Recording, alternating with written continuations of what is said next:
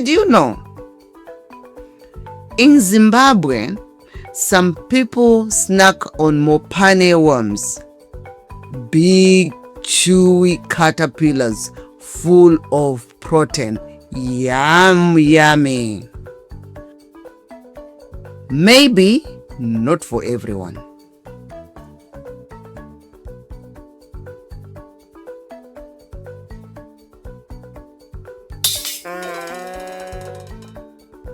Number 9.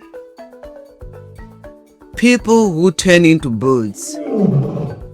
Did you know Zimbabwean artists carve stone sculptures that sometimes show people changing into animals like birds or lions or other animals?